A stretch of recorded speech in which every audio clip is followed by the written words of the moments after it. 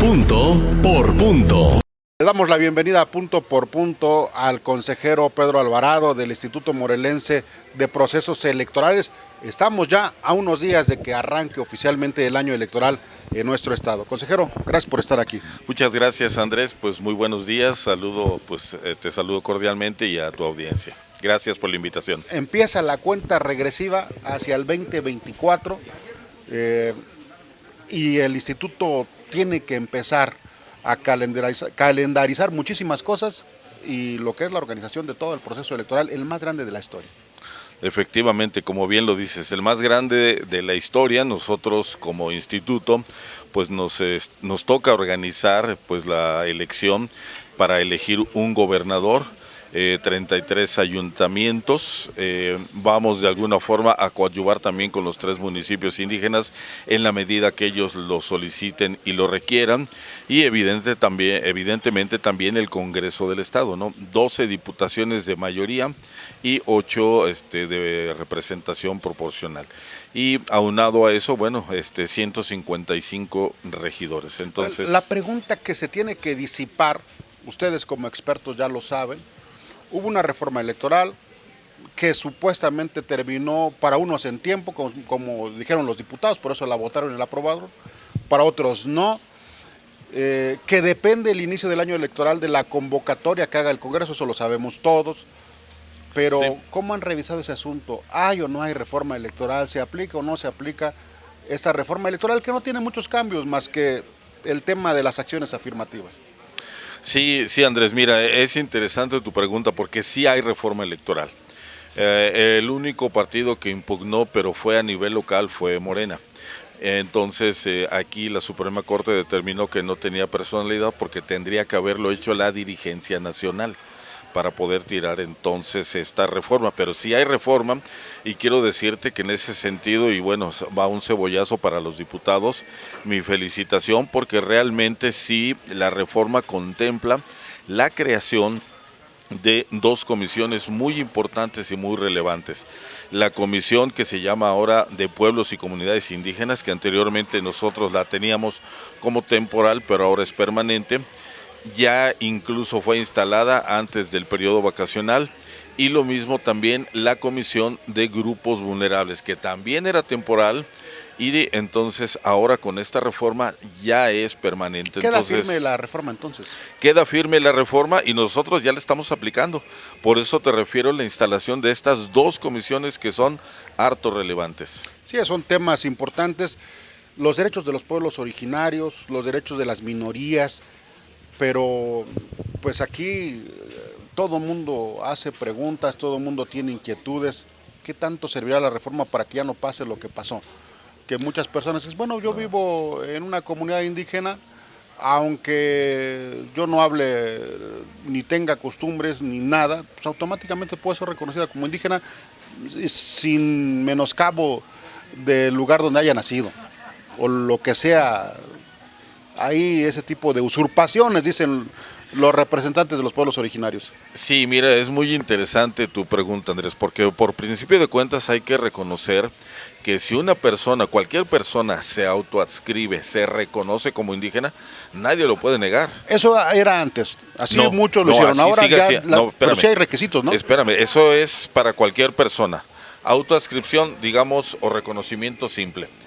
Sin embargo, si una persona que se autoadscriba como indígena, se reconozca como indígena, quiere postularse para un cargo de elección popular, entonces debe de tener una autoadscripción calificada. Eso es entonces muy diferente y los órganos jurisdiccionales así lo señalaron.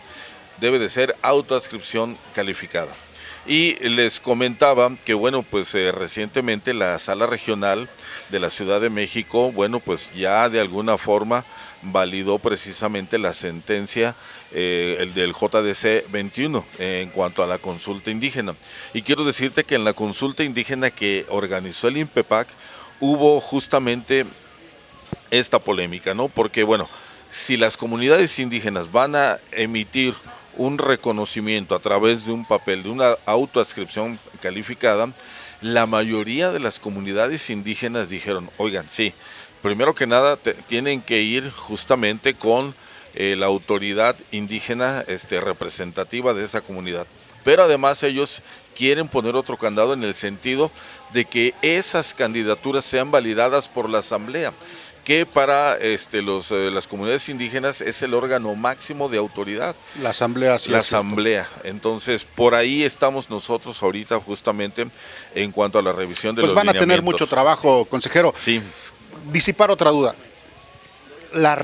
Lo que fue la distritación de Morelos, ya no se pudo aumentar a 18 como pretendían algunos, se quedó en 12 distritos, pero hubo una serie de movimientos. ¿Cómo quedó?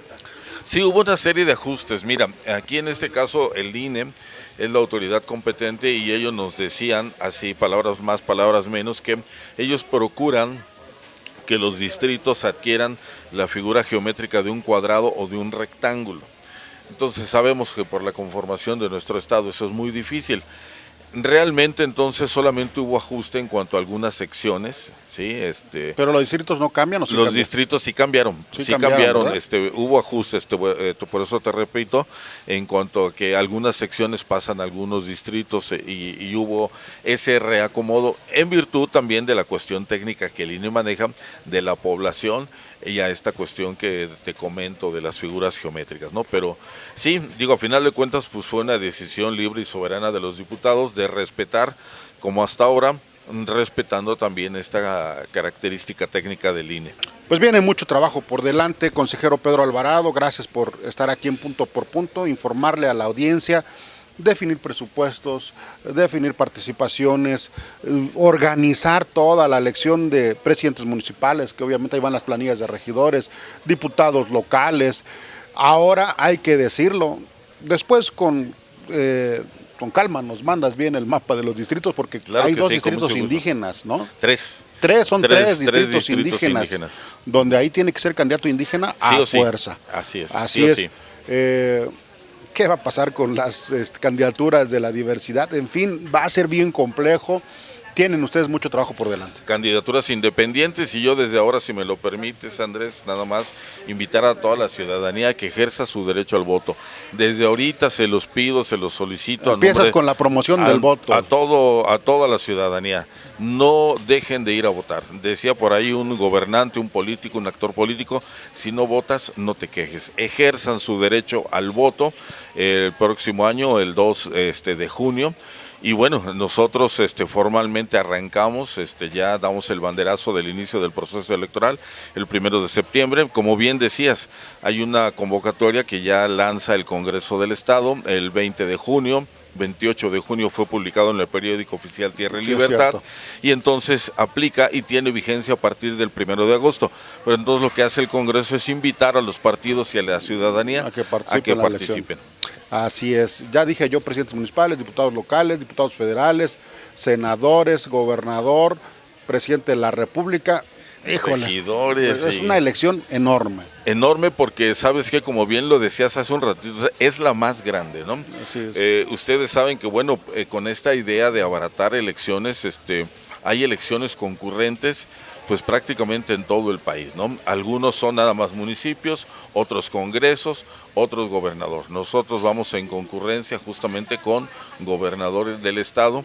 Y bueno, son 8 más lo que es la Ciudad de México, 9, pues podemos decir gobernadores que se van a elegir de manera concurrente. Pues muchísimas gracias, consejero Pedro Alvarado.